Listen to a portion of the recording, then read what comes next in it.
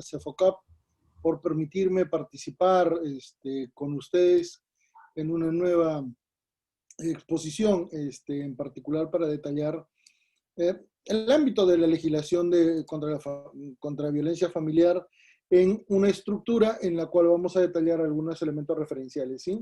Permítanme compartir pizarra, por favor, para poder detallar nuestro ámbito temático en la presente ejecución de clase, ¿correcto? A ver, en primer término, señores, nosotros vamos a detallar un contexto en el ámbito, a ver, estoy tratando de acomodar un segundito, en un contexto de nuestro sílabus. Entonces, el temario para nuestra clase del día de hoy va a estar vinculado con la siguiente estructura, ¿correcto? Primero vamos a analizar, bueno, el módulo de violencia familiar, el marco jurídico internacional y ordenamiento jurídico nacional.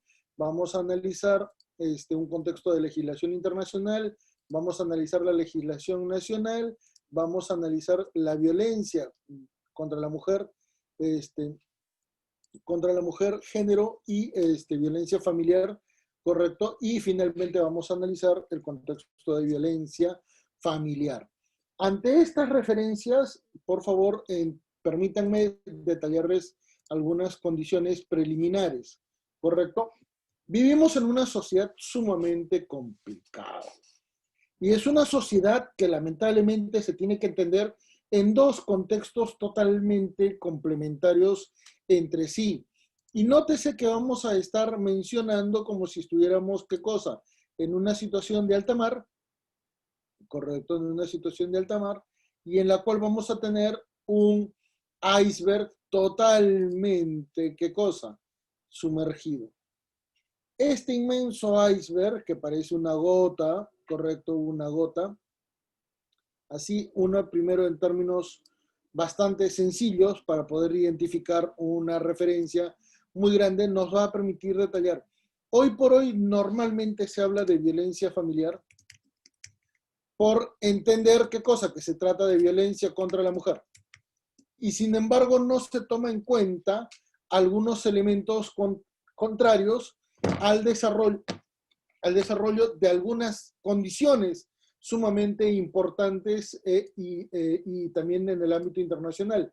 Por eso es que, por ejemplo, a nivel mundial,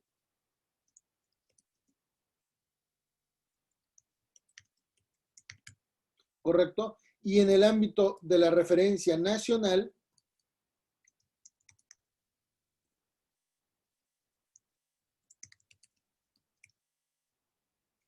vamos a observar un contexto sumamente marcado por las premisas subjetivas que poco o nada ayudan contra el desarrollo de la violencia contra la mujer. Esencialmente porque las consideraciones subjetivas que terminan trastocando esta necesidad de proteger a un grupo vulnerable son muy analizadas de una manera muy pésima, ¿correcto?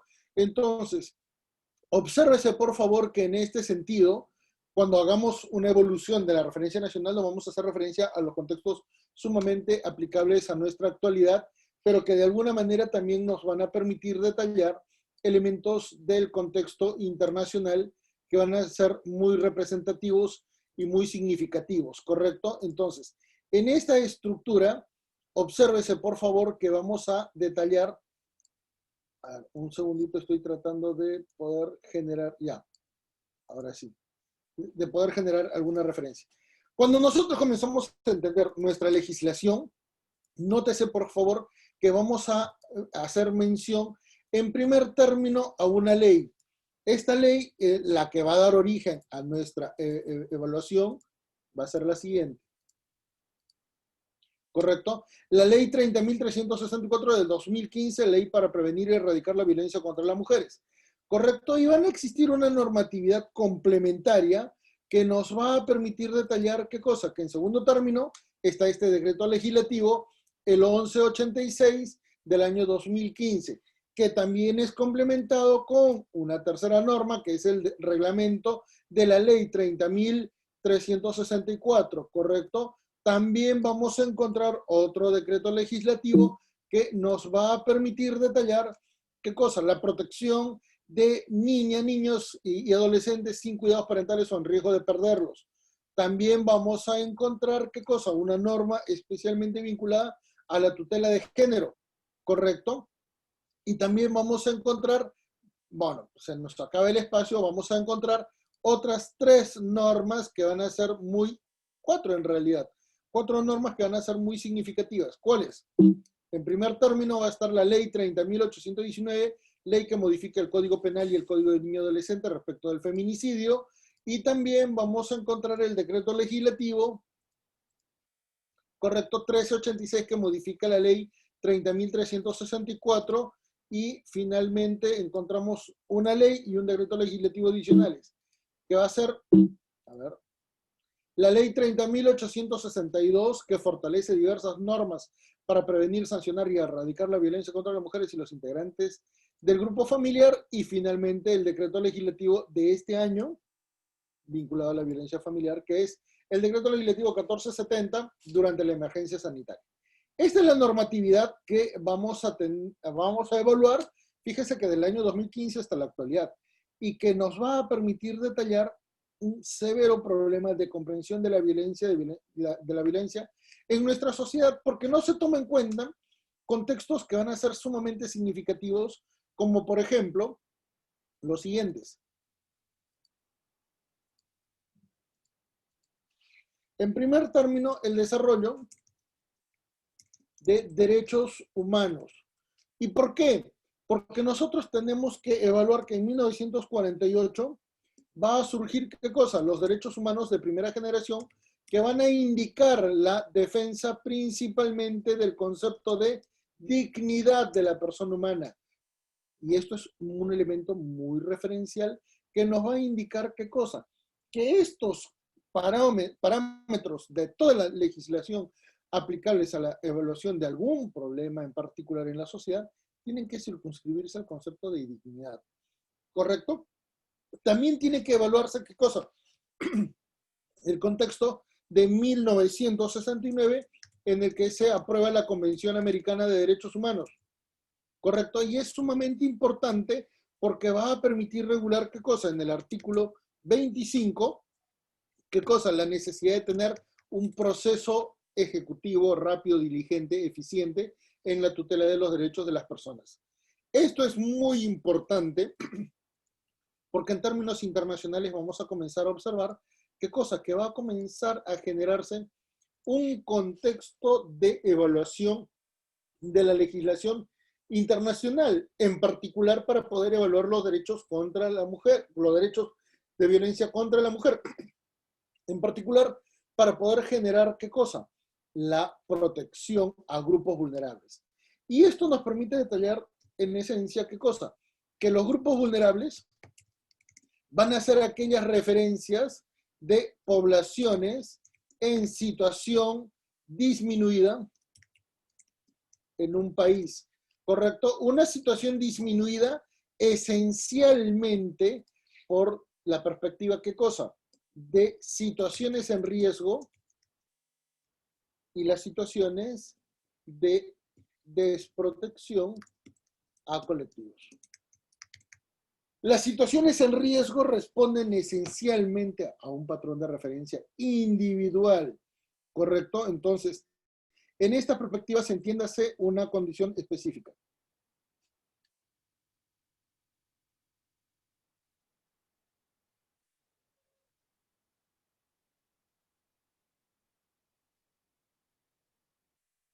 Muy bien. Entonces, en esta perspectiva, véase que el contexto, tanto mundial como la referencia nacional, nos permiten detallar qué cosa, que hay factores macro y hay factores micro para poder entender en este proceso de comprensión del marco jurídico internacional y del marco jurídico nacional, para poder detallar algunas cuestiones. ¿Y cuáles cuestiones van a ser significativas, señores? En primer término, tenemos que entender que nuestro país es un país multicultural.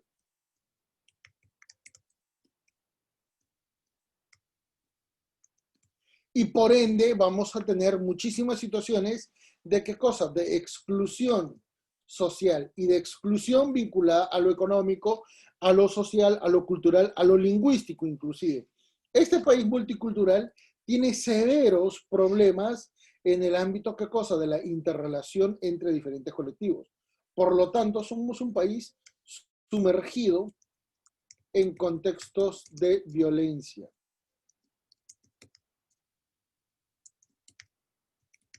Si alguien asume que no estamos en una situación de violencia, lamentablemente no va a tomar en cuenta qué cosa, los diferentes patrones que vamos a comenzar a evaluar para poder identificar esta referencia que es muy negativa en nuestro país.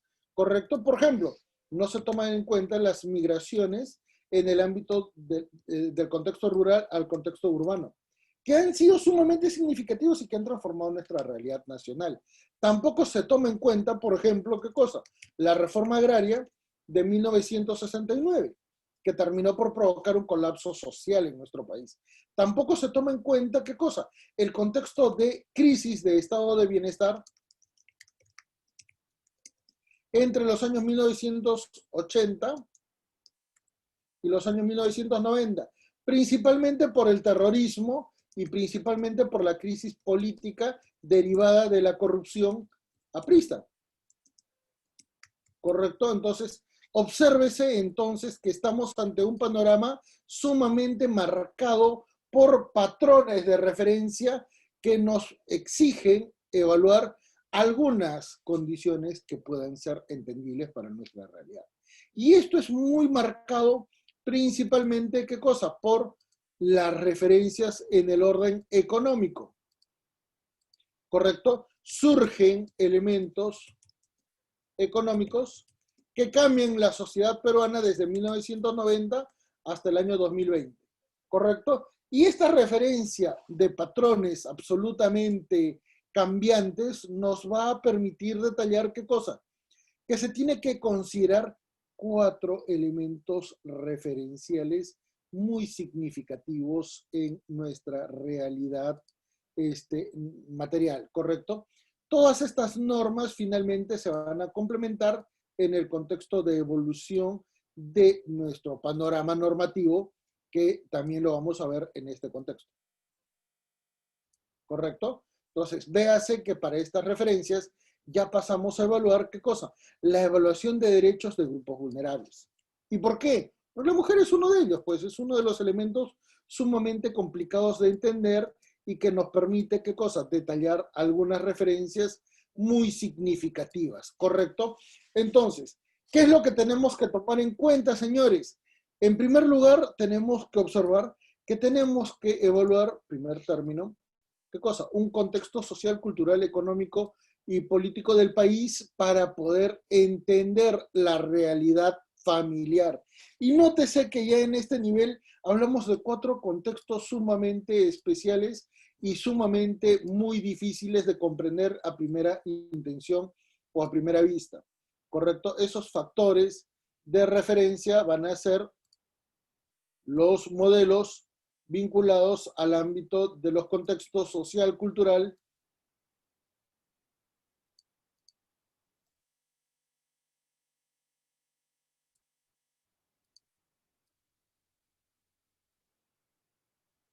y político del país, ¿correcto? Véase entonces que el modelo social ha estado en una constante transformación. ¿Y por qué? Porque este contexto social que nosotros tenemos que evaluar nos permite detallar en primer término, señores, que los patrones de conducta social se han transformado, por lo tanto no pueden ser entendidos de una manera tan estática. Y esto ha repercutido esencialmente, ¿qué cosa? Con el modelo de la ley. La ley no evoluciona al mismo nivel que las relaciones sociales y familiares. ¿Correcto? Tenemos una norma sumergida en un contexto, en un patrón de referencia del año 1984, en el cual existía otro tipo de familia, en el cual existía un contexto totalmente ajeno a la realidad de la actualidad. Tan es así que la mujer no tenía tantos derechos, ¿correcto? Y en particular en ese contexto social, por ejemplo, la mujer no tenía una perspectiva de individualidad totalmente asumida por la ley. ¿Cómo así? Vean, por ejemplo, que, señores, la violación sexual podía quedar, ¿qué cosa? Impune, no sancionada en caso de matrimonio. ¿Correcto? Véase, por ejemplo, que en este contexto, en casos de divorcio o separación, automáticamente la mujer se quedaba con los hijos y con el menaje. No importaba la participación. Nótese que en ese caso, inclusive la presunción de paternidad,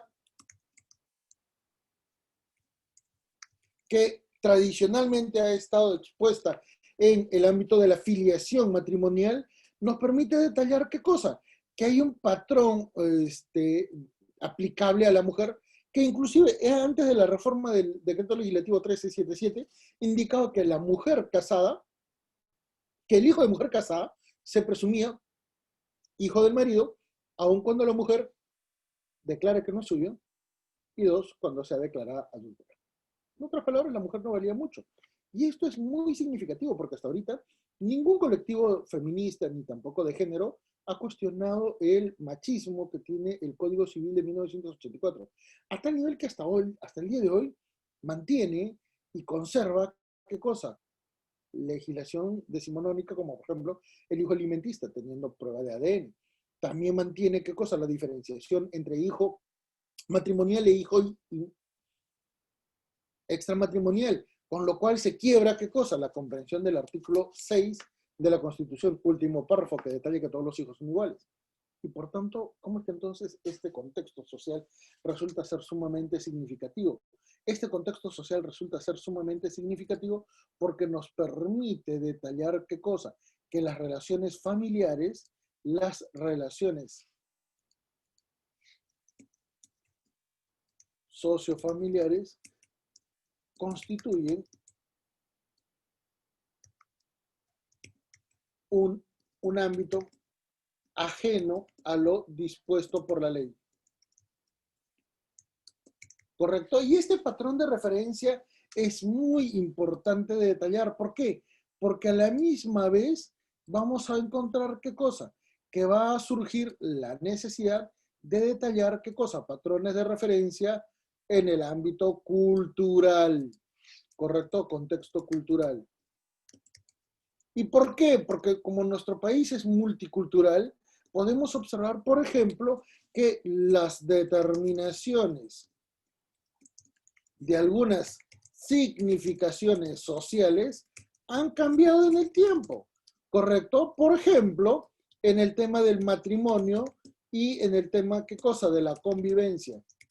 Hoy por hoy, si ustedes le preguntan a una pareja joven qué desea hacer, va a optar por la convivencia y eso no significa ninguna condición negativa que eventualmente condicione alguna situación indebida, inmoral o ilegal.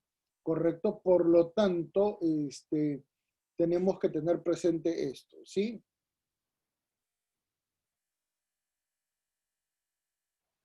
Entonces, véase que bajo estas referencias, el segundo de los elementos, vamos a entender que en el modelo cultural, también algunas reglas y algunos parámetros han cambiado. ¿Correcto? Por ejemplo, hoy por hoy la separación y el divorcio ya son entendidos de otra manera totalmente distinta. Como también, ¿qué cosa? La intimidad sexual. Ya ha cambiado de configuración y por ende, evidentemente, ha cambiado otro elemento significativo. ¿Cuál? La participación de la mujer en el ámbito económico. Hoy por hoy la mujer trabaja, hoy por hoy la mujer accede a condiciones económicas significativas a tal nivel que es un actor económicamente muy importante en la realidad peruana. Y estos patrones culturales han ido cambiando y configurando ¿qué cosa? De una nueva realidad. ¿Correcto? Una realidad totalmente distinta a la que detallaba, ¿qué cosa? El Código Civil de 1984. Y esto es sumamente importante de detallar porque nos garantiza, nos permite indicar que estamos en un proceso de cambio. Y este proceso de cambio evidentemente exige, ¿qué cosa? La necesidad de adaptarse a un patrón totalmente diferente y nuevo. Por ello es que en el contexto de, a ver, vamos a ponerle otro color, en el contexto económico,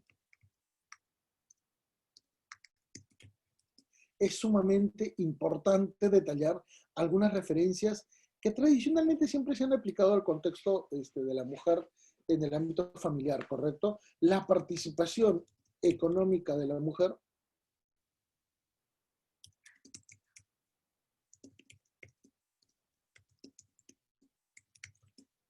ha cambiado. Hoy por hoy la mujer es un actor económico y por ende también aporta pues significativa al hogar. Pero no solamente eso, la mujer también ha desarrollado, ¿qué cosa? La capacidad de ser la única persona en atender las necesidades sociales. ¿Y por qué? Porque hay muchas situaciones de familias monoparentales. Por lo tanto, este también es un contexto muy importante. Y la mujer, en términos económicos, ha generado, ¿qué cosa? Núcleos de desarrollo económico. Gamarra, Villa El Salvador, constituyen un patrón de referencia. Sin embargo, aún existe, ¿qué cosa? Una limitación material en las mujeres. ¿Cuál? El acceso al mismo nivel remunerativo que el varón cuando ejercitan y cuando ejecutan la misma actividad. En otras palabras, no estamos hablando de que la mujer de por sí o por su solo hecho de ser mujer tenga que tener una mejor condición cualitativa. No, no, no. Estamos hablando de que existe la necesidad de poder detallar qué cosa, que cuando ejecutan la misma actividad, no interesa el género, interesa qué cosa, la necesidad de poder otorgar la misma justificación y la misma contraprestación económica. Por ello es que en el ámbito político vamos a poder detallar qué cosa, la gran necesidad de poder detallar contexto político, una evolución. ¿Por qué? Porque vamos a tener la Constitución de 1979, que no otorgaba tantos derechos a la mujer, como la Constitución de 1993, que sí genera una mejor condición. Pero hay un gran detalle, este Código Civil de 1984 se ha quedado en el tiempo, y por ende todas las leyes, tanto sustantivas como procesales, han quedado en una situación de disfuncionalidad frente a las nuevas exigencias de las mujeres. Y por ello es que se asume, ¿qué cosa? Como patrón de referencia, la condición de vulnerabilidad, que es el patrón muy vinculante a nuestra categoría de desarrollo en el presente curso, ¿correcto? Y por eso es que este primer punto, este contexto social, cultural, económico, político del país, nos va a permitir, ¿qué cosa? Detallar un elemento demasiado importante en la determinación de la violencia familiar. ¿Y por qué? Porque vamos a tener que hacer mención, ¿qué cosa? Al contexto criminológico que existe en el ámbito de la violencia familiar. Y esta referencia nos genera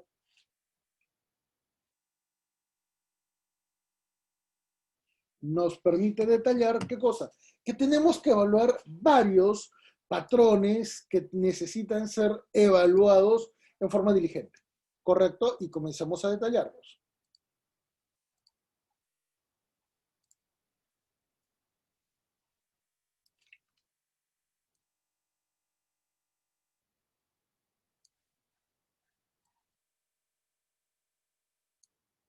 Muy bien. ¿Cuáles van a ser esos patrones que van a ser sumamente significativos? Primero, señores, en un ámbito de política criminal.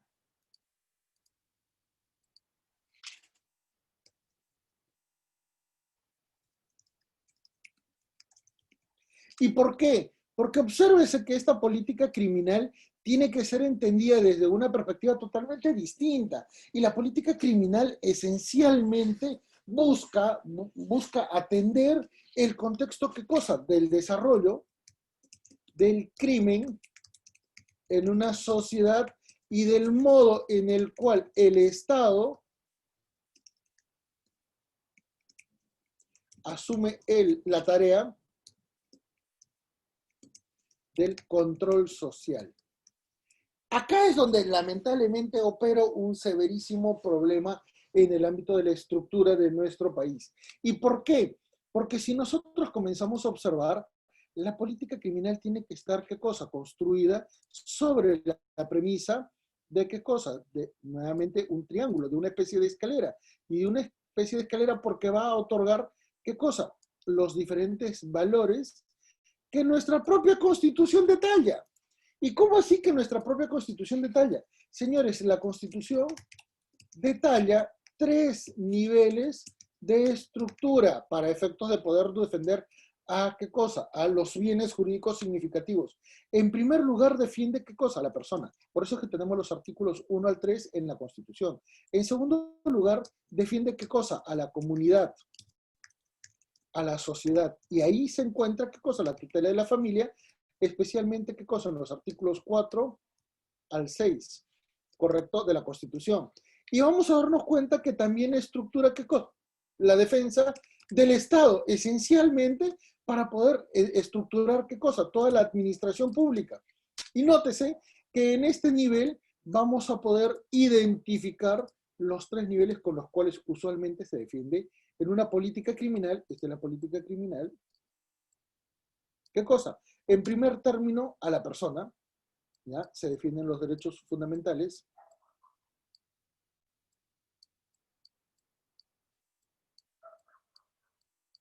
Se defiende a la sociedad y finalmente se defiende el Estado. Y si ustedes observan, esta es la clásica relación tripartita que normalmente detalla qué cosa, el contrato social, que es una piratería de Rousseau respecto a los fundamentos filosóficos de John Locke. ¿Correcto? Entonces, si esta es la política criminal que nosotros queremos desarrollar, tenemos que identificar eficientemente qué cosa, algunos patrones de referencia. ¿Correcto? En primer lugar, tenemos que defender qué cosa, la dignidad de la persona humana. Pero no por género, sino por justamente condición, ¿qué cosa? De humanidad. Y ahí viene el gran error de los grupos feministas, ¿correcto? Que consideran que se tiene que defender a la mujer por el solo hecho de ser mujer. Y eso es un error, porque si vamos a considerar que eso es un elemento afirmativo y positivo y de repente seguible o imitable, podríamos decir, oigan, ¿y por qué no defendemos también a las poblaciones indígenas que históricamente son las más afectadas? Y peor aún, las mujeres indígenas tienen un mayor nivel de afectación que eventualmente el que desarrolla la mujer urbana, ¿correcto? Y ahí se dan cuenta que este patrón de referencia resulta, ¿qué cosa? Excluyente a la condición de desarrollo de una política criminal suficientemente estable. En segundo lugar, tenemos que tener, ¿qué cosa? La diferenciación entre sistema de administración de justicia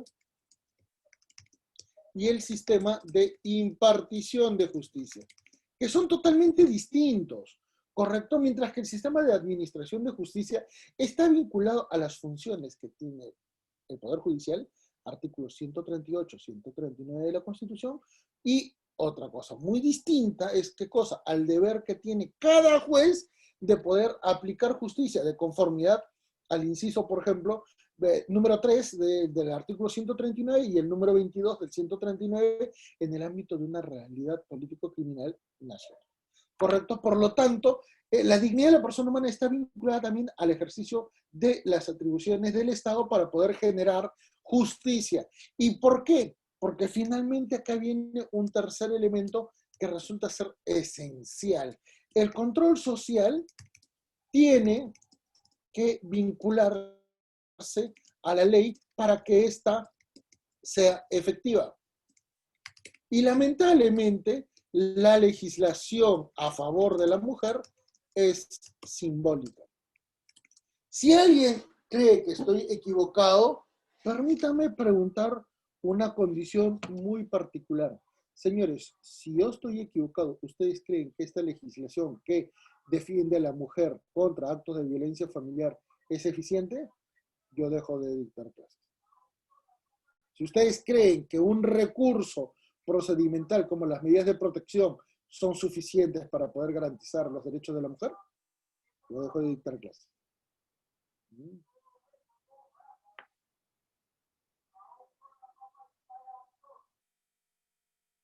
Ahí se dan cuenta entonces, señores, que estamos ante una realidad totalmente distinta sobre la cual debemos desarrollar, ¿qué cosa? El concepto de cambio de esta realidad. ¿Y por qué? Porque la realidad social está generando justamente el gran problema, ¿correcto? ¿Y cuál es ese gran problema, señores? Que la ley penal y por ende las normas de control social estatal, ¿correcto?, son insuficientes para atender la crisis social. Y esto es gravitante, esto es absolutamente importante de establecer y de generar como condición referencial. ¿Y por qué? Porque tenemos que tener presente, ¿qué cosa? Que las normas de control social, bueno, acá en realidad es B, ¿correcto? Que las normas de control social van a indicar entonces, señores, que tenemos una cifra negra que es sumamente elevada. ¿Y por qué? Porque vamos a observar que van a haber situaciones, ¿qué cosa? De violencia psicológica que no logran ser eventualmente detalladas. También vamos a ver, ¿qué cosa? Contextos contra la mujer de violencia económica que no son evaluados correctamente. Y hay otro gran problema. No vamos a poder observar que el racismo y la discriminación son reales problemas que no solamente afectan a las mujeres, afectan a todos en la sociedad. Y con lo cual esa ley penal, que resulta muy simbólica, comienza a estructurar patrones de referencia muy contrarios a su patrón vinculante formal. Y por eso es que normalmente la evaluación de la legislación penal nos permite detallar, ¿qué cosa? Que en primer término es disfuncional. Correcto. En segundo término, no es legítima, porque finalmente no logra garantizar la protección de derechos de las personas. Y por último, no tiene una vinculación con el ámbito democrático de una sociedad en la cual todos sus integrantes puedan garantizar sus derechos, ¿correcto? Y por eso es que viene un gran problema significativo, ¿qué cosa? En el contexto siguiente. ¿Cuál va a ser el contexto siguiente entonces, señores? Vamos a poder observar como punto C que lamentablemente las políticas públicas no logran atender las necesidades de las mujeres, tanto a nivel individual como a nivel colectivo. ¿Correcto? Y por esto es demasiado interesante e importante comprender la verdadera acción que tiene que ejecutar el Estado, especialmente, ¿por qué? Porque no han entendido que en este contexto no se ha evaluado la realidad familiar en nuestro país. Se cree aún y se asume aún que seguimos viviendo familias, ¿qué cosa? Nucleares, y esto es totalmente contrario. Ya no existe esa situación. Tampoco se asume, ¿qué cosa? Que eventualmente el conflicto familiar resulta invisible ante la ley. ¿Y por qué? Porque la ley evalúa contextos de derecho y de hecho que resultan ser sumamente excluyentes de valoraciones subjetivas que son significativas en esta realidad y en este contexto. Por lo tanto, vamos a observar qué cosa, que la ley penal ante la realidad social no logra cumplir los fines de la pena. ¿O ustedes creen que una persona que es condenada por feminicidio va a cumplir lo que dice el inciso 22 del artículo 139? ¿Ustedes creen? ¿Ustedes creen? Y permítanme leer, por favor, el inciso 22 del artículo 139. El principio de que el régimen penitenciario tiene por objeto la reeducación, rehabilitación y reincorporación del penado a la sociedad. ¿Ustedes creen que una persona condenada a muerte, condenada a cadena perpetua por haber cometido feminicidio, va a rehabilitarse? Ahí nos damos cuenta que el contexto penal resulta ser sumamente disfuncional y exige, ¿qué cosa? Entender, comprender la gran importancia de evaluar un patrón muy, muy diferenciado frente a lo que tradicionalmente se estaba generando, se estaba evaluando. ¿Y por qué? Porque tenemos que entender y comprender que este derecho penal no resulta ni legítimo ni tampoco resulta funcional.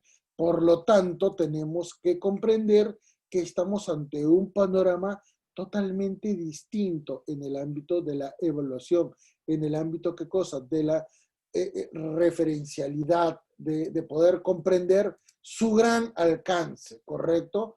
Un elemento muy, muy importante que va a permitir, que nos va a permitir a nosotros entonces entender que para poder desarrollar la legislación, tanto internacional como nacional, tenemos que comprender pues la crisis de la crisis familiar, ¿correcto? Y esto es sumamente importante porque vamos a tener que desarrollar, ¿qué cosa? La crisis familiar.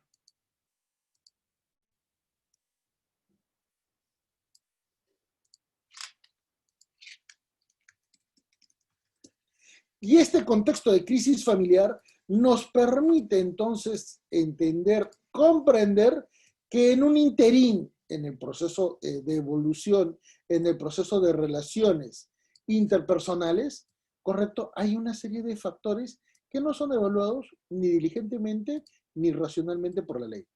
Y vamos a detallar algunos elementos, ¿correcto? Y la mejor evidencia para poder fundamentar nuestra posición ha sido dada el día domingo pasado, cuando se publicó, ¿qué cosa? El octavo pleno casatorio, que para ser sinceros, ni siquiera los civilistas están de acuerdo con sus contenidos y con sus alcances. Por lo tanto, tenemos que pasar a entender el por qué tenemos un gran problema en el ámbito de nuestra realidad familiar. Y por eso es que vamos a determinar algunos puntos de referencia sumamente importantes, ¿correcto? Por ejemplo, en este nivel vamos a desarrollar los contextos,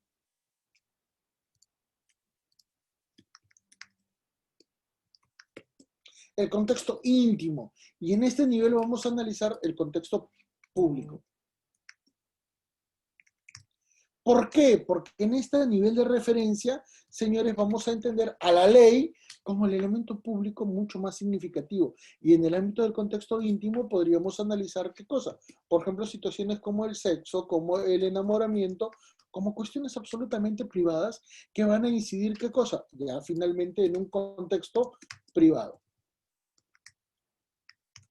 ¿Correcto? Y entiéndase, contexto íntimo, dos individuos, contexto privado, varios individuos que conforman una relación familiar y finalmente una ley. ¿Y por qué entendemos estas referencias, señores?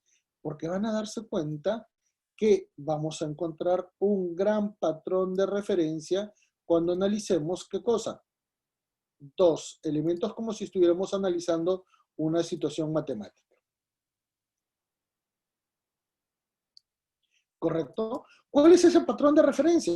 Muy bien, señores, en primer lugar, el tiempo.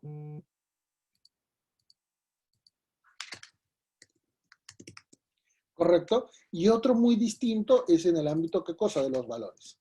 Y obsérvense, señores, el tiempo genera derechos. Y si no me creen, vean por favor el contexto del derecho penal en el ámbito de las prescripciones y en el ámbito del derecho civil cuando genera la prescripción adquisitiva, por ejemplo. ¿Correcto? Pero en familia eso no se da. En familia no se da. Por ello es que normalmente la ley en nuestro contexto referencial del ámbito familiar nos permite indicar la institución que está en la cúspide es, ¿qué cosa? La relación matrimonial.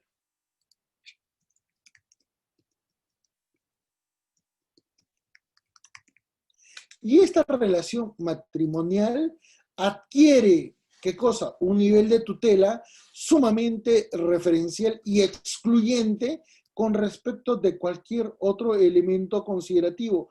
¿Y por qué? Porque la ley le asigna ese valor. La ley le otorga esa condición y por eso es que normalmente las legislaciones de violencia contra la mujer que comenzaron a surgir desde el año 2000 enfatizan mucho el contexto del matrimonio. ¿Y por qué? Porque como hay una promoción al matrimonio, Constitución del 93, artículo 4, evidentemente todas las demás relaciones que pudieran generarse no tienen ese nivel de tutela, ¿correcto? Y por eso es que, por ejemplo, comenzamos a observar que las relaciones de convivencia no tienen ese mismo nivel, pero sí adquieren cierto contexto, ¿qué cosa? Referencial para poder otorgar condiciones sumamente importantes, como por ejemplo los siguientes. ¿Correcto? Y vean, por favor, que acá vamos a hacer referencia de tres tipos de relaciones convivenciales, que no son muy conocidas, principalmente porque la misma doctrina no quiere desarrollarlos. ¿Correcto? Entonces, acá vamos a observar las relaciones convivenciales. ¿Sí? Estas relaciones convivenciales nos van a permitir identificar tres subcategorías. ¿Correcto? En primer término,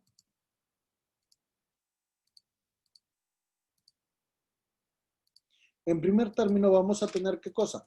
A las relaciones convivenciales propia. ¿Y cuál es este nivel de relación convivencial propia?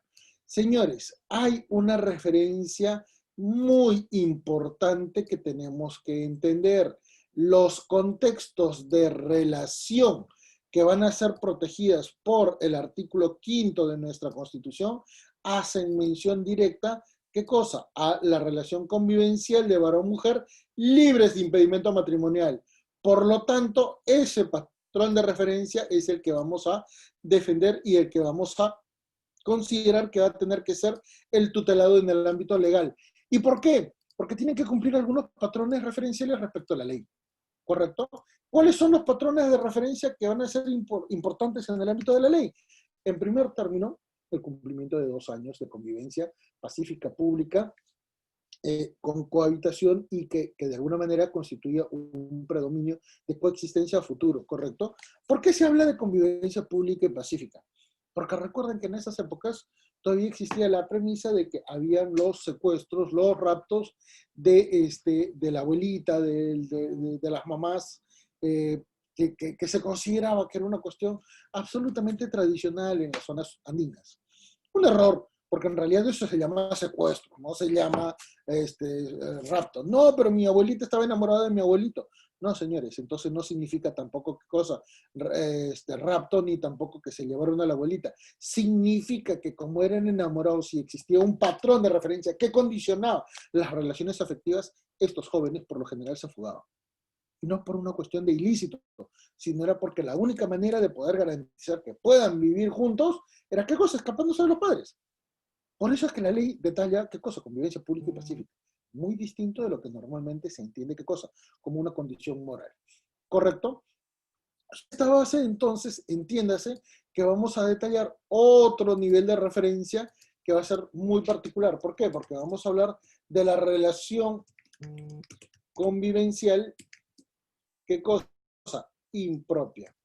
Y esa relación convivencial impropia es muy significativa para nuestra realidad temática. ¿Por qué? Porque vamos a entender que en este particular hecho existe un impedimento matrimonial.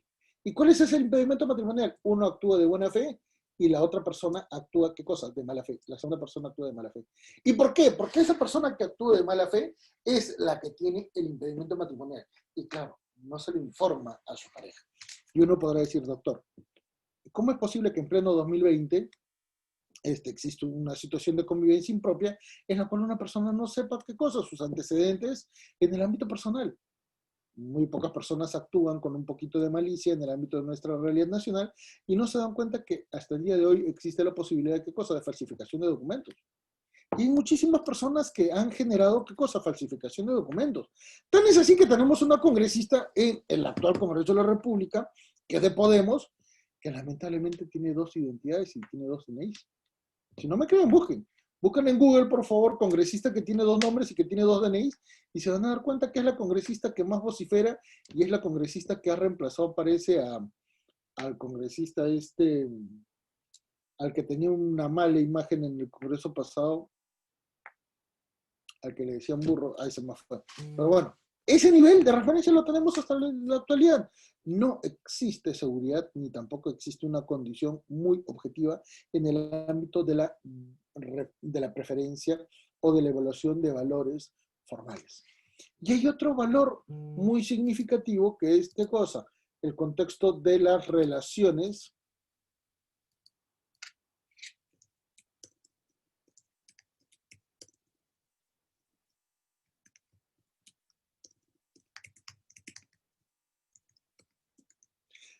la relación convivencial de la mala fe. ¿Y cuál es esta? Señores, los dos conocen la preexistencia de un impedimento matrimonial. Pero un momento, no la provocaron, no la generaron. Son personas que de repente uno de ellos está separado, no divorciado, y comienza una nueva relación familiar. Son personas que de repente los dos han estado en un matrimonio y los dos se han, ¿qué cosa? Separado, pero no divorciado. Y los dos conocen el contexto legal, el contexto moral, el contexto social sobre la cual lamentablemente no se ejerce un patrón de referencia muy importante y significativo.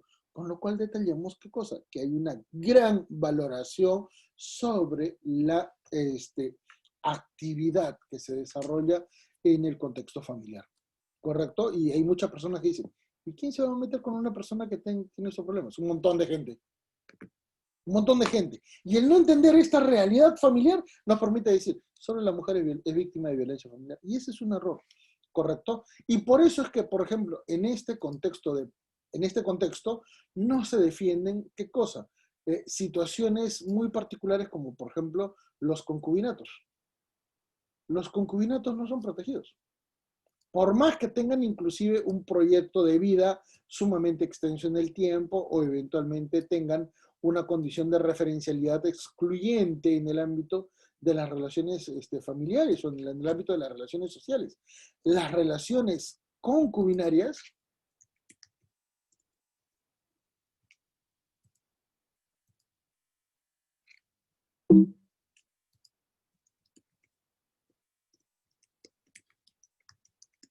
no son garantizadas. Y esto nos permite decir, señores, los concubinos, las concubinas no son iguales a los convivientes. Y eso es muy importante. Por más que vivan muchos años en paralelo, no generan derechos. La relación concubinaria se diferencia de la relación convivencial porque existe una relación matrimonial primigenia. Esa es la diferencia sumamente particular que nos permite detallar entonces que este patrón de referencia indica que existe una relación matrimonial preexistente y por lo tanto es consciente que sus derechos no existen mientras exista la relación matrimonial. ¿Correcto? Y en nuestro contexto nacional también van a estar, ¿qué cosa? Otro patrón de referencia muy significativo. ¿Cuál? Señores, hoy por hoy las relaciones homosexuales son las relaciones, ¿qué cosa? Homoafectivas. ¿Y por qué son importantes detallar esto, señores? Porque hoy por hoy existe en nuestro Tribunal Constitucional y en la Corte Suprema, ¿qué cosa? 2 sentencias que son sumamente significativas. La primera de ellas es el caso Óscar Ugarteche en el Tribunal Constitucional y el segundo de ellos es el caso Susel Paredes que defiende, ¿qué cosa? El derecho al matrimonio de 2 personas del mismo sexo en el matrimonio. Entonces, las relaciones homoafectivas ya están tuteladas en cierto nivel en nuestra legislación. Tan es así que antes de que acabe la pandemia, en términos de cuarentena forzada, el Ejecutivo sacó una norma que detallaba los derechos de parejas homosexuales en las cuales uno de ellos hubiera muerto. Y generó, ¿qué cosa? La regulación del derecho de sucesiones a favor de parejas homosexuales sin tomar en cuenta que en nuestro país la convivencia tiene que ser declarada, ¿correcto? Para que genere derechos. ¿Y cómo puede ser declarada? Tiene que ser convivencial propia. Tiene que ser varón-mujer estables en 2 años y que genere una condición pública y pacífica, algo que los homosexuales no van a poder demostrar. Y por último, se ha querido proteger a los homosexuales de mala manera, cambiando lo dispuesto por la Constitución y por el Código Civil, con lo cual ya de por sí se dan cuenta el severísimo problema de gestión en el ámbito de políticas públicas en nuestro país, ¿correcto? Y por eso es que normalmente no se toma en cuenta esto, pero hay otros elementos que resultan sumamente valorativos en el ámbito de la evaluación de casos de violencia familiar, cuando por ejemplo comenzamos a entender qué cosa, que las relaciones derivadas de un noviazgo reconocido que genera esponsales, sí genera derechos. Los esponsales sí generan derechos. Y no porque la ley lo diga, no solamente porque la ley lo diga, porque existe un patrón de referencia social muy importante y significativo, y por lo tanto los esponsales son también, ¿qué cosa? Un elemento significativo para indicar que la ley les reconoce. Claro, no les va a conceder a un nivel de contexto público significativo, pero pueden acudir, ¿qué cosa? A un órgano judicial totalmente distinto. En cambio, todas las situaciones que están entre el tiempo que ha sido detallado en este nivel, nos permiten detallar entonces que los contextos de valoración resultan sumamente, ¿qué cosas? Flexibles en el ámbito de la ley. Y esto es lo que normalmente termina provocando, ¿qué cosa? La crisis de todo este panorama, y nos permite detallar, ¿qué cosa? Que existen situaciones de crisis familiar que necesitan ser detallados y que eventualmente esto garantiza la importancia de poder entender cómo es que se van a suceder diferentes elementos, como por ejemplo la crisis familiar.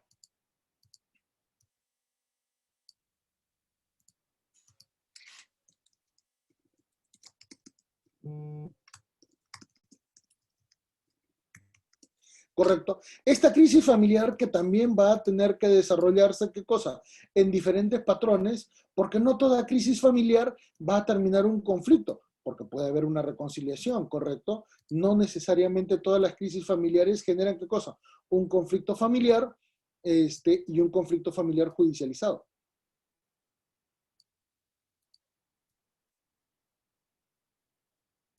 Y finalmente, también viene una última etapa en la cual se va a tener que evaluar, ¿qué cosa? El contexto post-sentencia, que es totalmente distinto. La crisis familiar puede responder a contextos absolutamente subjetivos. En cambio, los elementos vinculados al conflicto familiar pueden ser absolutamente objetivos. Muy diferente, ¿qué cosa? Es al conflicto familiar judicializado. Y muy diferente, ¿qué cosa? Es al momento después de la etapa post-sentencia, ¿correcto? En estas referencias igualmente está, ¿qué cosa? La posibilidad de una reconciliación.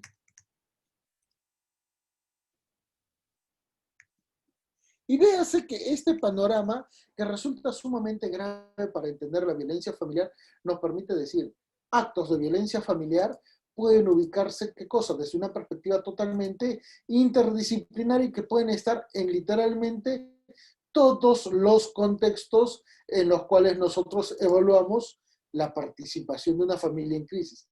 Pero hay un gran detalle, no solamente tenemos que evaluar este proceso de crisis en el ámbito de una pareja matrimonial, convivencial, concubinaria, la que fuese. Tenemos que tener en cuenta qué cosa, que también vamos a poder evaluar patrones de referencia a nivel intergeneracional. Por ejemplo, en caso de sucesiones, cuando se excluye de los herederos forzosos a un hijo que de repente pues, es la persona más miserable en la familia, o eventualmente cuando comenzamos a generar las exclusiones en la sucesión entre hijos. El mejor ejemplo es el octavo pleno casatorio. Y ese es un acto de violencia familiar que, por ejemplo, no dice para nada el octavo pleno casatorio. Porque al final de cuentas, ¿quiénes fueron los litigantes? La demandante es una hermana. El demandado, uno de ellos es un hermano de la demandante, que además está con su conviviente y además está con la vecina de la conviviente. Es un núcleo familiar en crisis. Y no se ha evaluado ese patrón. Por lo tanto, nos permite detallar entonces que para poder evaluar los contextos de violencia familiar, tenemos que entender qué cosa, que la violencia familiar es sumamente interdisciplinaria. Uy, me pasé varios elementos.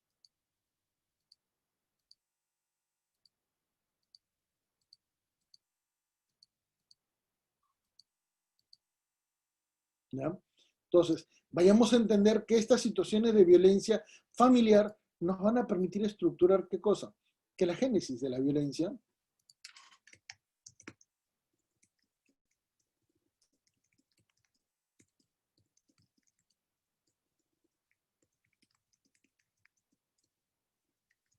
se van a estructurar en varios niveles.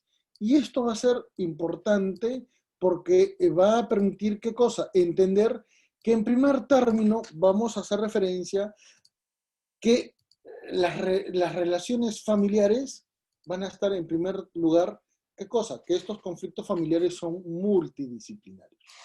Al no entender la naturaleza multidisciplinaria de estos conflictos, nos permite detallar algunos patrones muy importantes y notorios, como por ejemplo, el primero de ellos, no hay una correcta evaluación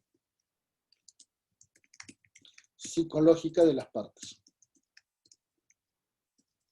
Y esto se traduce muchísimo con el perfil que tienen las partes litigantes en un conflicto familiar, generalmente en situaciones de alimentos, generalmente en situaciones de tenencia, régimen de visitas, o en los casos de violencia familiar. ¿Y por qué? Porque observamos un patrón totalmente psicológico que habla mal de las partes, no solamente de los agresores, sino también de las mismas víctimas, porque finalmente son las víctimas las que insisten en permanecer en hogares disfuncionales, en permanecer con parejas absolutamente tóxicas, de permanecer en contextos tan contrarios a su propia dignidad, que uno se pregunta, ¿y por qué aguantas tanto? ¿Cuál es la razón para poder tolerar tanto? Para decir, no, que va a cambiar, no, que eventualmente él es bueno, pero a veces se equivoca, no, que se va a corregir, que me ha prometido que va a cambiar. Eso, en esencia, señores, nos permite detallar que hay un elemento sumamente negativo para poder determinar qué cosa. El verdadero resultado, el verdadero problema que tenemos en ciernes. Esto es sumamente importante de detallar, ¿correcto? Y también nos va a permitir, ¿qué cosa? Detallar que el Poder Judicial no logra evaluar correctamente el contenido del expediente y del mismo conflicto familiar. ¿Y por qué? Porque el Poder Judicial prima la evaluación objetiva de la ley. Por lo tanto, lo que se detalle en los fundamentos de hecho es lo más importante para ellos. Y no toman en cuenta, o no es muy referencial, ¿qué cosa? Los fundamentos de hecho. Y nótese que en caso de violencia familiar, normalmente las partes no asumen una defensa de estas condiciones. Peor aún, las partes normalmente no toman en cuenta, ¿qué cosa? Que muchos de los conflictos son temporales. ¿Correcto? ¿Cuántas veces ustedes han podido observar de repente alguna situación de violencia familiar en la cual cuando ya está por eventualmente ejecutarse una situación mucho más importante en el ámbito jurisdiccional, las partes digan, no, ya no pasa nada, nos hemos reconciliado? Esos elementos inciden materialmente en la realidad judicial y por eso es que los conflictos familiares tienen que ser evaluados, ¿qué cosa? En una perspectiva totalmente distinta, porque los conflictos familiares van evolucionando y de alguna manera tienen que ser complementarios entre sí. Por eso es que hemos detallado en este nivel de relación qué cosa, que la crisis, el conflicto familiar judicializado y la possentencia son totalmente etapas distintas, en las cuales puede haber reconciliación y la reconciliación inclusive se puede dar después de la sentencia. Y esto es muy importante porque nos va a garantizar ¿qué cosa? Que los procesos no son constantes, ni tampoco son uniformes. Y podemos pasar de una crisis familiar inmediatamente a un conflicto familiar judicializado, o eventualmente podemos pasar ¿qué cosa? A una etapa en la cual las partes maduramente deciden unificar sus criterios para poder generar, por ejemplo, una conciliación. Y eventualmente hay muchas situaciones de reconciliación que van a ser ¿qué cosa? Muy significativas tanto en la etapa del conflicto familiar como en la etapa del conflicto familiar judicializado, como eventualmente, ¿qué cosa? Y en la etapa final de la sentencia. Y esto es totalmente distinto. ¿Y a qué se deben estas relaciones, estas situaciones? Al carácter muy personal de las relaciones interpersonales. Y si vamos a tener en cuenta que este es el patrón de referencia que vamos a tener que evaluar, analicemos pues entonces que surge un cuarto elemento valorativo en este nivel. ¿Cuál va a ser ese cuarto elemento valorativo en este nivel, señores? Los conflictos familiares no se solucionan en el ámbito judicial, ¿correcto? La sentencia solo atiende un problema legal que no satisface las necesidades de las partes involucradas. Y esa es la verdadera situación del ámbito de violencia familiar. ¿Y por qué? Porque lamentablemente la violencia familiar solo se ha entendido violencia contra la mujer, lamentablemente se ha entendido que la violencia familiar es solamente violencia contra a nivel físico, y la violencia familiar no se ha entendido desde una perspectiva, ¿qué cosa? Sumamente condicional en el ámbito psicológico, en el ámbito social económico o eventualmente en el ámbito de la multiplicidad de situaciones de las relaciones familiares. Y esto es grave, porque al final de cuentas comenzamos a entender qué cosa, que la misma realidad familiar, la realidad familiar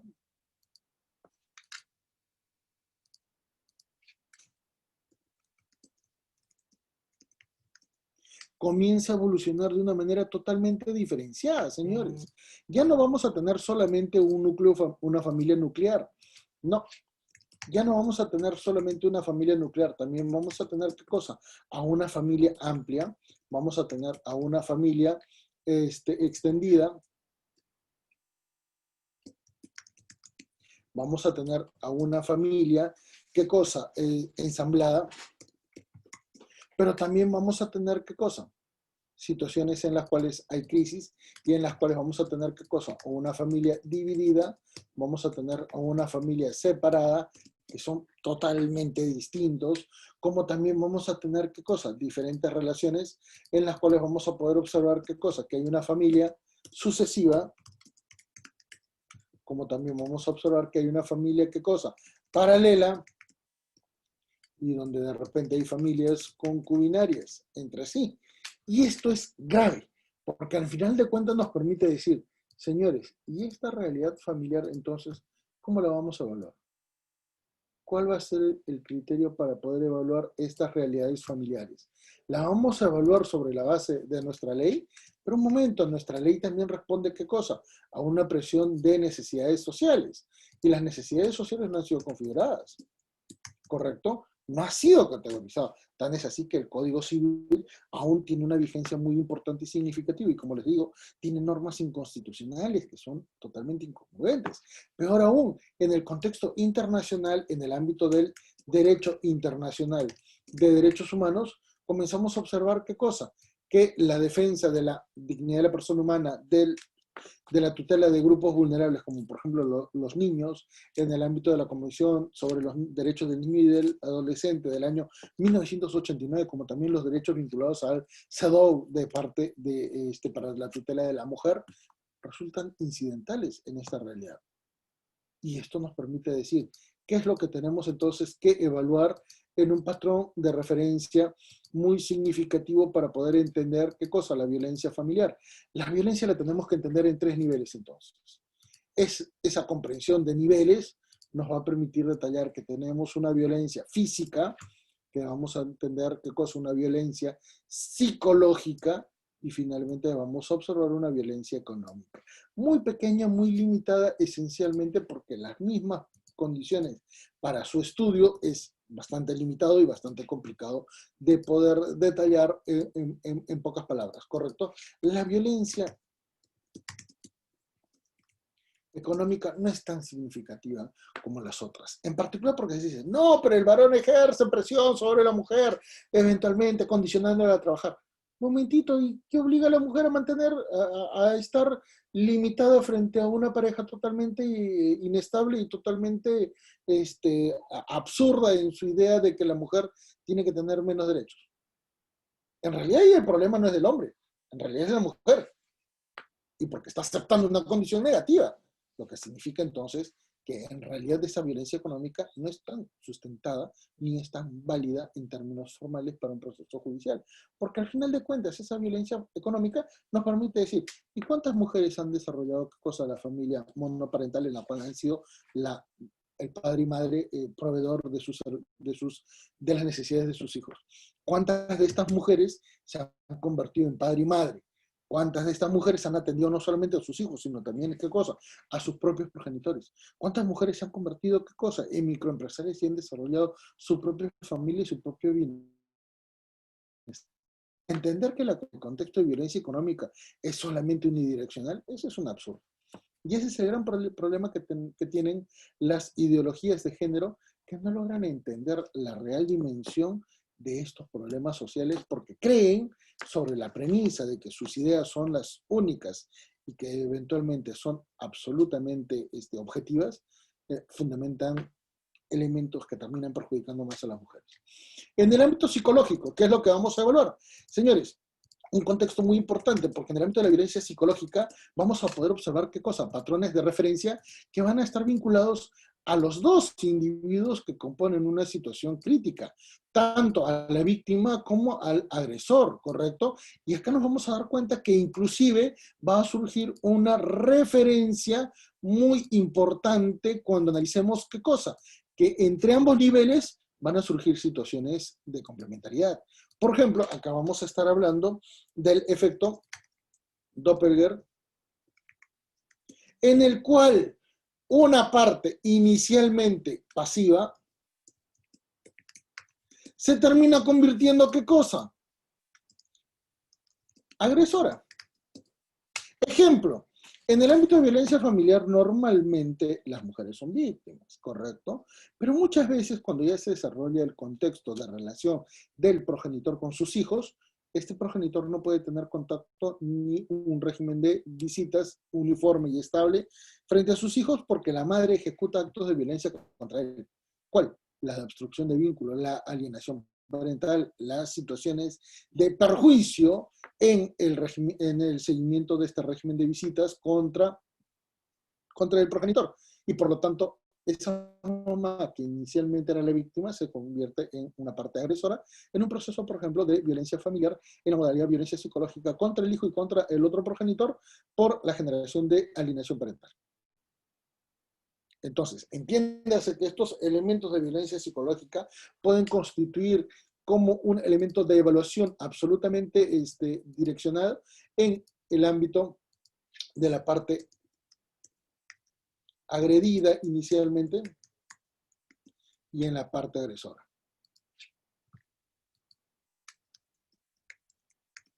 Y por eso es que es sumamente interesante evaluar este nivel de violencia psicológico porque es totalmente distinto a la violencia que se va a desarrollar en un contexto de violencia física. Y la violencia física, lamentablemente, ya nos permite decir que puede existir, ¿qué cosa? Desde lesiones hasta un contexto de feminicidio. Y lamentablemente viene el gran detalle. El fundamento del feminicidio es un fundamento equivocado, porque lamentablemente esto se llama homicidio calificado. Y por eso es que muchas veces es mejor juzgar por homicidio, muchas veces es mejor fundamentar un homicidio calificado que un feminicidio, porque al final de cuentas la ley está mal hecha. Y por eso es que habla que por el solo hecho de ser mujer, ya de por sí es feminicidio. O sea, un momentito, y los crímenes que ejecutan mujeres contra mujeres no cuentan. Y ahí se dan cuenta que hay muchas inconsistencias en nuestra normatividad en el ámbito de violencia familiar que nos permite decir, tenemos que evaluar qué cosa, el contexto de la ley penal. ¿Y por qué tenemos que evaluar en esencia la ley penal? Ahora vamos a detallarla por acá. Tenemos que evaluar la ley penal porque esta ley penal necesita ser reconfigurada para poder, ¿qué cosa? Garantizar un mejor nivel de tutela, no solamente de derechos a favor de las mujeres, sino a favor de toda la comunidad. Porque esta ley penal que está entre un contexto de reduccionismo, en un contexto eventualmente, a ver, vamos a poner por acá.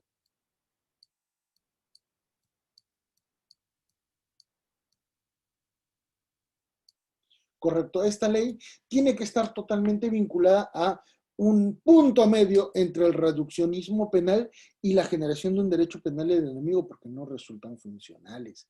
Acá hay un gran problema, por ejemplo, cuando comenzamos a analizar el contexto, por ejemplo, de delitos de omisión de asistencia familiar. Y véase que podemos encontrar el decreto de urgencia el 008-2020 y el decreto legislativo 1459, en el cual ya terminaron de indicar qué cosa, que no hay tipo penal abierto y que eventualmente la punición, esto es el mandato de una condena, que no existe si es que el deudor alimentario paga. ¿Por qué tenemos entonces un tipo penal? ¿Y por qué tenemos un tipo penal en ese nivel y no podemos garantizar qué cosa? Una prestación de alimentos en un proceso civil o en un proceso de familia primigenio, sin la necesidad de generar dos procesos judiciales. ¿Mm? Ahí nos damos cuenta entonces que la ley penal es en realidad la que está fallando. Y no solamente la ley penal, también está fallando el sistema judicial. ¿Y por qué este sistema judicial? Primero, no toma en cuenta que no existen juzgados especializados, no existen personal en un número y en una proporcionalidad justamente para atender estos problemas. Y por último, si el propio Poder Judicial tiene muchísimos problemas para poder sobrevivir y para poder desarrollar sus ámbitos, ¿cómo creen ustedes que se encuentran en la actualidad con este contexto de pandemia? ¿O ustedes creen que han podido desarrollar qué cosa?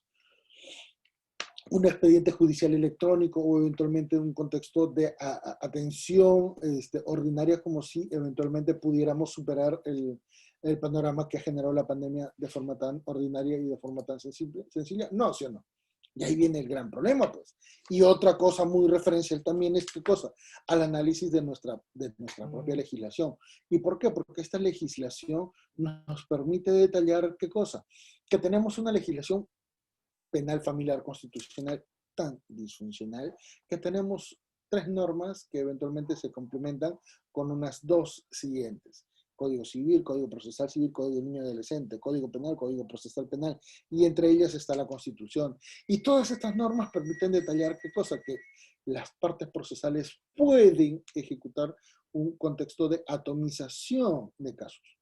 Por eso es que cuando hay una crisis familiar, véase, por ejemplo, en esta referencia, ya, esta crisis familiar, lo primero que pueden hacer es, ¿qué cosa? Demandar alimentos. En segundo término, pueden demandar de repente la tenencia. Luego de muchos años, de repente el divorcio. Un momentito, ¿y por qué si son las mismas personas? No, es que el derecho civil, el sistema procesal civil le permite a las partes, en función a sus propios intereses, poder manejar sus petitorios. Pero un momento, este es un contexto familiar único. Este es un contexto familiar en crisis y no se atiende en ese nivel. Por lo tanto, el nivel de disfuncionalidad es tan severo que se puede determinar qué cosas: procesos principales, procesos derivados, procesos complementarios, procesos secundarios, procesos paralelos, procesos cautelares, procesos constitucionales. Con lo cual ya vemos que el contexto de poder evaluar el ámbito familiar en el contexto de violencia familiar es muy complicado. Y porque falla literalmente casi todo. De este modo, las partes no conocen sus derechos ni sus obligaciones. Y la mejor evidencia es que las víctimas no saben qué hacer. Y no es que no sepan qué hacer en el ámbito legal, no saben qué hacer en su propio ámbito personal. Son conscientes que son afectadas y sin embargo no reaccionan. Y ahí viene un gran detalle. ¿Son capaces? Uno dice, pero pueden hasta ser empresarias. ¿Y son capaces? Es que ahí se tiene que evaluar la verdadera dimensión del impacto de la violencia familiar. ¿Correcto? ¿Y por qué? Porque las partes no asumen el contexto en el cual se encuentran. Hay mucha situación disfuncional que realmente afecta el patrón de referencia psicológico, el patrón de referencia personal. Hay muchas personas, no solamente mujeres, también varones, que prefieren, ¿qué cosa? Un contexto negativo a eventualmente una solución a la atención de sus necesidades y de sus derechos, que eventualmente no lo pueden asumir. Hay muchas personas que no entienden que la defensa de sus derechos fundamentales implica, ¿qué cosa? La acción negativa contra su propia familia. Y les voy a dar un ejemplo. Muchas personas prefieren ser separadas que divorciadas. Hay muchas personas que prefieren, ¿qué cosa? Soportar todo por el matrimonio. Y si no me creen, permítanme hacer una referencia muy gráfica. ¿Cuántas veces han escuchado hablar, yo soy la catedral, las otras son las capillas? Ese es un perfil psicológico patológico, ¿correcto? Y por eso es que normalmente se pondera más lo subjetivo que lo objetivo. Y por eso es que muchas veces se dice, no, por mi familia yo asumo, yo acepto. Y tu dignidad, no, no, no, eso lo relativizo. Entonces, véase que entonces las mismas personas no logran entender su propia realidad ni tampoco logran ejecutar una proyección en el tiempo. Y esa es la parte disfuncional de del contexto de violencia familiar que nosotros vamos a detallar y que eventualmente a partir de ahora vamos a pasar a responder algunas preguntas si es que existe alguna interrogante en el ámbito del público que ha participado con nosotros. Si es que hay alguna pregunta, encantado.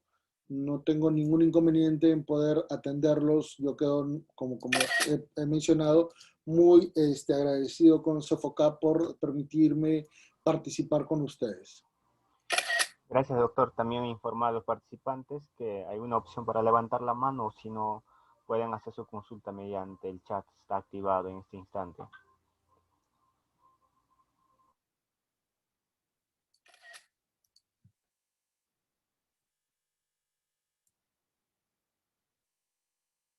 También les comento que a Cefocap se le ha pasado un promedio de 20 lecturas mías que he publicado en diferentes revistas, libros que pueden ser distribuidos al público participante porque de alguna manera se necesita difundir una doctrina totalmente diferente que pueda ser suficiente de explicar la crisis que tenemos en nuestro país y no solamente repetir el concepto de lo que dice la ley.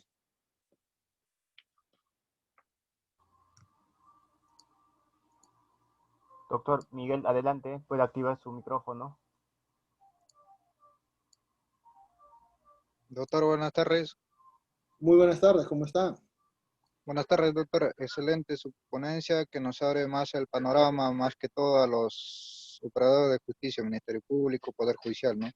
Y agradecemos su ponencia, doctor, de antemano. Y aparte de eso, quería hacer una pregunta, doctor. Con todo. En la actualidad, los juzgados de familia, lo que están aplicando la ley sin ver, como usted mismo ha dicho, sin tomar en cuenta la legislación o las interpretaciones, las jurisprudencias o, o la idiosincrasia que vivimos, el ámbito social, o sea, tiene que ver un conjunto.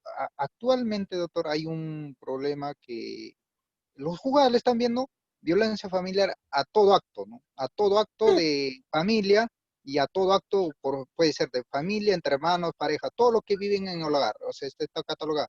Pero yo lo Todo que he esto. visto, doctor, lo que he visto, doctor, es que el juzgado cuando van a dar protección familiar, por ejemplo, yo me consta que hay muchísimas personas, quizás se han enojado con la pareja, se han enojado con los hermanos y van y al juzgado dicen, lloran delante del juzgado y el juzgado sin siquiera mínimo a llamarle a declarar o a algo, un elemento que fundamente ese pedido dan protección, ¿no? Y me consta, doctor, y estoy en ese ámbito, que muchas personas la han sacado de su hogar, a hermanos, a tíos, a parejas, ni siquiera son quizás esas personas que maltratan, ¿no?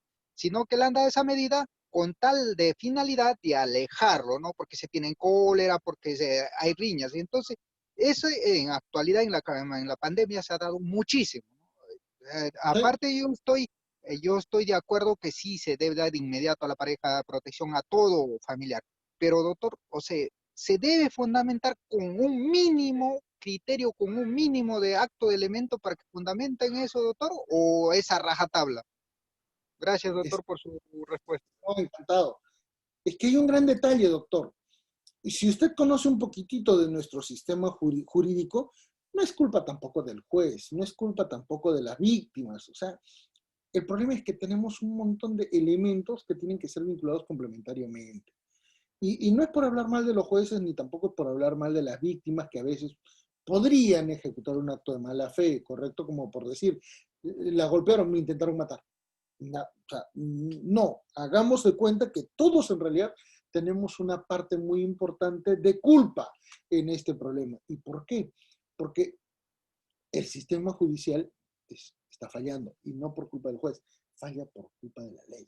La ley no ha sido correctamente dada. El mejor ejemplo, feminicidio. ¿O ustedes creen que el feminicidio, desde que se promulgó, ha logrado solucionar los problemas de violencia familiar en nuestro país? No, ¿sí o no?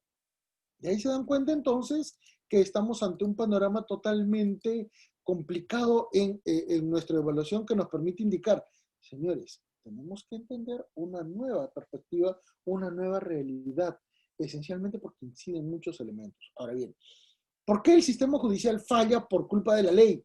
Porque primero, se defiende solamente a la familia y a la familia nuclear. Viene un gran problema.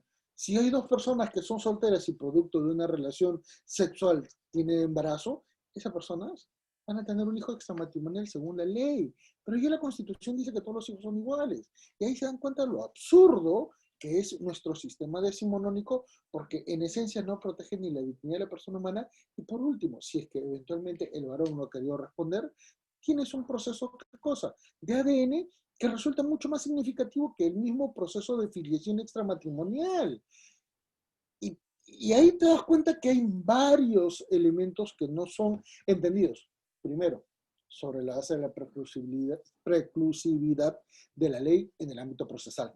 ¿Por cómo así? Se ejecuta una demanda, se ejecuta una denuncia cualquiera y solo se actúan los elementos probatorios recién en la etapa de la audiencia. Y viene un gran detalle.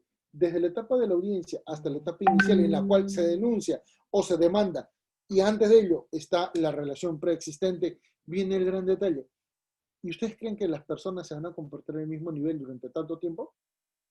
Y que no saben que existe la posibilidad de reconciliación, que existe la posibilidad inclusive de incrementar más la violencia. Eso es lo que no se ha dado cuenta la ley. La ley cree que la sentencia es un elemento que define totalmente el contexto de violencia familiar, y por eso es que normalmente no cumplen la sentencia, ni en alimentos, ni en régimen de visitas, ni en caso de violencia familiar. ¿O ustedes creen que el acto de medidas de protección es un elemento positivo? Las medidas de protección no sirven para nada. La ley que estamos evaluando no sirve para nada. Y es porque no toma en cuenta nuestra realidad social. Y ahí es un gran problema, no del juez, del legislador.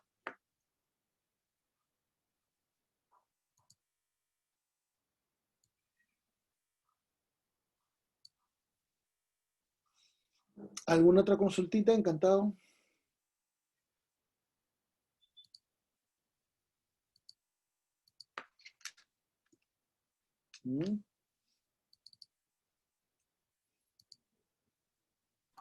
Doctor, hay preguntas en el chat. Hay muchas preguntas. A ver, déjenme revisarlas. No he entrado al chat, voy a abrir el chat. Parece que sí. A ver, de Juan Caruancho. ¿Qué opina usted de la vulneración de la presunción de inocencia a razón de la acusación falsa de una mujer? ¡Ay, caray! Existe una sentencia del Tribunal Constitucional de este año que dice, no, en caso de violencia familiar, facúltese a la mujer a denunciar, porque finalmente el principio de inocencia se va a ver en el proceso. Por lo tanto, no es importante. ¡Ay, caray! El principio de inocencia que tiene casi 25 siglos de vigencia, relativizado por una ley de protección contra la violencia contra la mujer. ¿Correcto? ¿Considera que la violencia de género no está bien enfocada? No existe violencia de género. Existe violencia de personas contra personas. Género no existe. Y les explico una cosa. ¿Yo qué género tengo?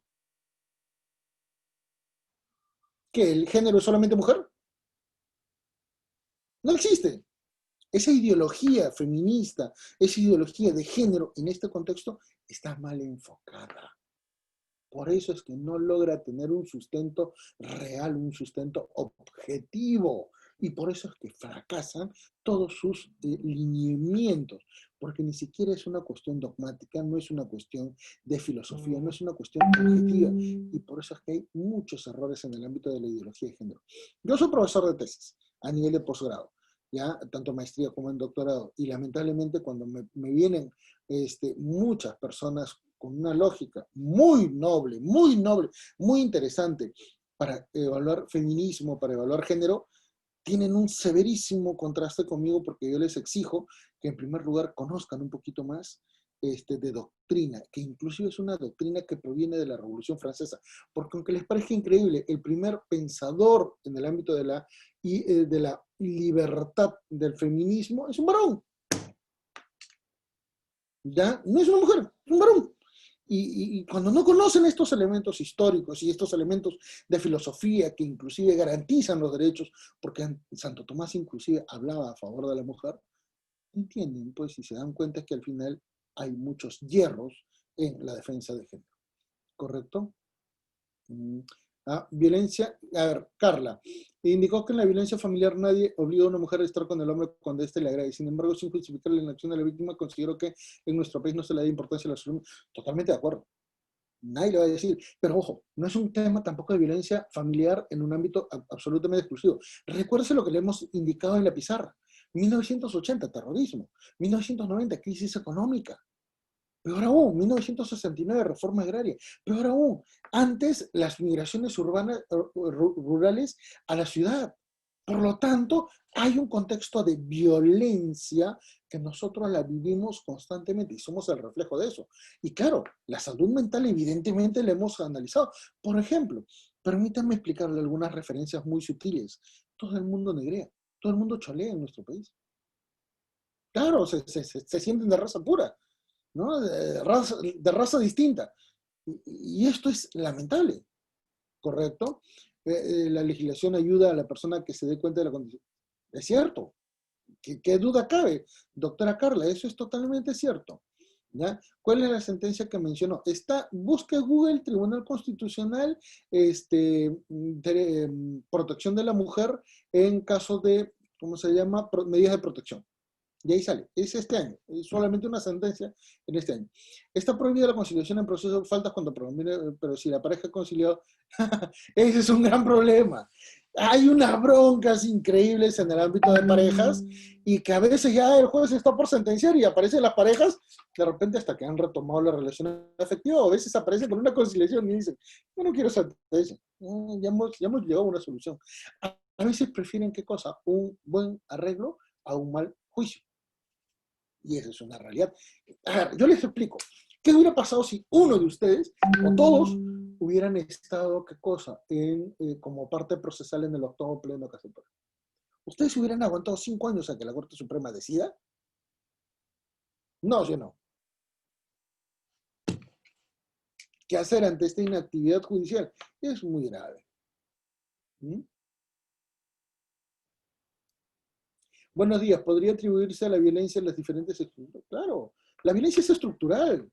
La violencia nunca es estática. En el ámbito de las parejas, por ejemplo, primero es, ¿qué cosa? La violencia a nivel despectivo sobre valores o sobre contextos de identidad personal.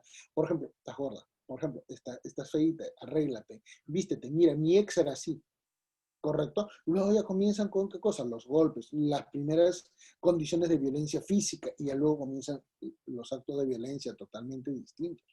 Es más, hasta en los mismos informes periciales a nivel de medicina legal, ni siquiera toman en cuenta los contextos de violencia. Por ejemplo, señores, una cosa muy distinta es golpear a una persona, especialmente en el ámbito de las relaciones afectivas, con mano abierta, y otra cosa muy distinta es con mano cerrada. Normalmente quien golpea con mano cerrada es porque ha sido el causante del acto. Y quien golpea con mano abierta es normalmente por culpa de la otra persona.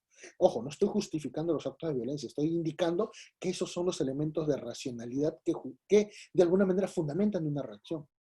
Y esto porque se han evaluado muchísimas sentencias en donde las pericias han logrado demostrar que normalmente quienes han golpeado con mano abierta, nunca por ejemplo han pateado. Quien golpea con puño sí ha pateado.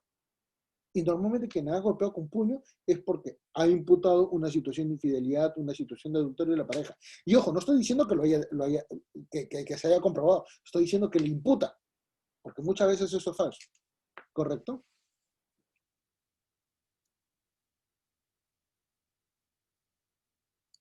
¿Reserva de fallo en violencia femenina? No, no existe la posibilidad de eso. Tiene que pronunciarse. El gran problema es de qué me sirve que de repente vaya hasta una condena penal si en la cárcel voy a seguir de repente viendo que agresor y agredido siguen manteniendo una relación afectiva. No existe feminismo de tercera hora. Esa es una cuestión ideológica. Y por eso que se habla de ideología de género. Y la ideología de género es como que existen los ovnis. No se sustenta.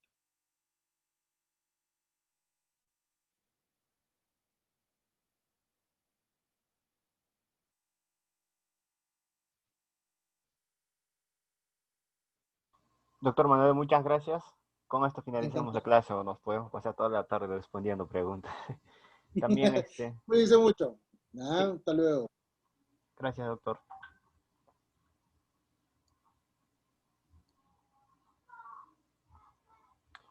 Estimados participantes, antes que se retiren, quiero darles algunas aclaraciones con respecto a la mecánica del diplomado sobre el aula virtual, las clases y todo eso. Un favor, déjenme compartir pantalla.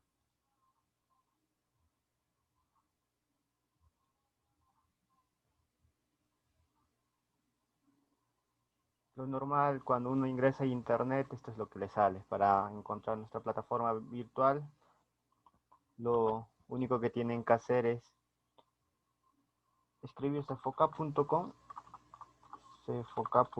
sin E, ¿no? Y les lleva a lo que es nuestra página web, Cefoca. Aquí estamos publicando también nuestros diplomados que programamos semanal, nuestros talleres, para que puedan ver también ya más directo, todo solo publicidad de los talleres programados. Aquí pueden contactarse con el WhatsApp, número WhatsApp que aparece aquí e indicarnos los pasos que sigue. Por el momento la inscripción es con pago manual, hacen su depósito, transferencia y nosotros la atendemos a través de los administradores del grupo WhatsApp, algunos que están programados, ¿no? Entonces, para ingresar a su aula virtual, en la parte superior está lo que es el link. Eh,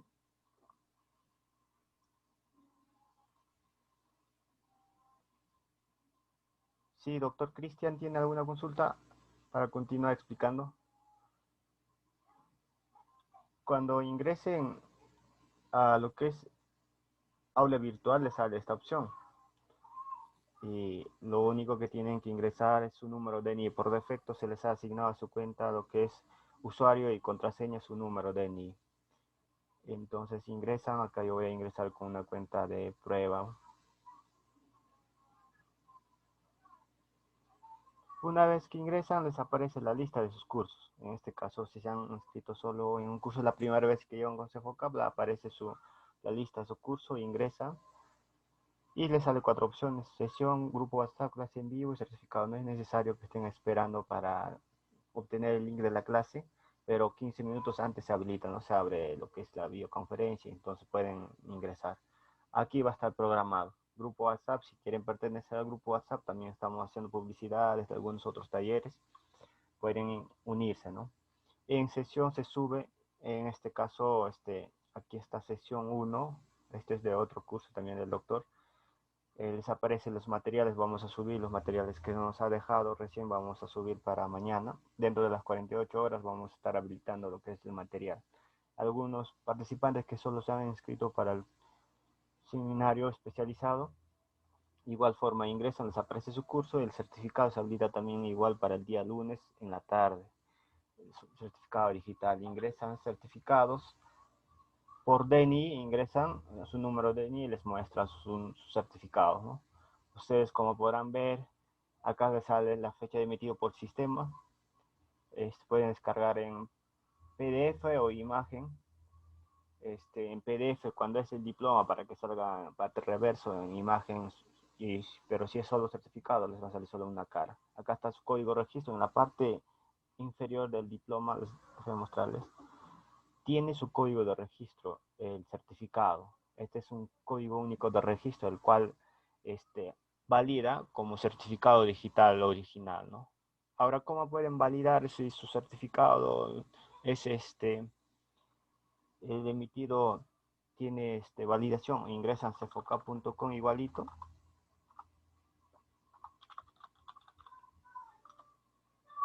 Aquí les sale la opción. Acá está inicio, curso acerca, verificación de autenticidad de tu certificado. Por DNI es que van a responder por código, ¿no? El código que les acabo de mostrar. ustedes ingresan este C- lo que les sale, entonces les aparece el certificado para poder validarlo. No sé si tienen alguna consulta, estimados participantes, para dar finalizado esta primera clase de este diplomado.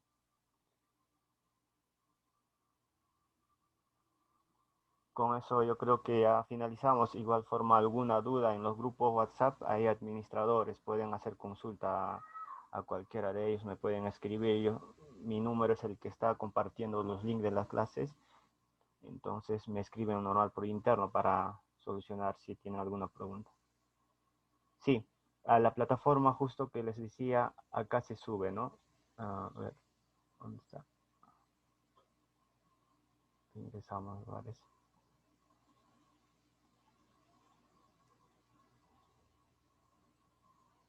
En sesión, ustedes ingresan a su curso, aparece 4 opciones, sesión, ingresan, y aquí va a estar la lista de los cursos, video, su diapositiva de esta forma mismo.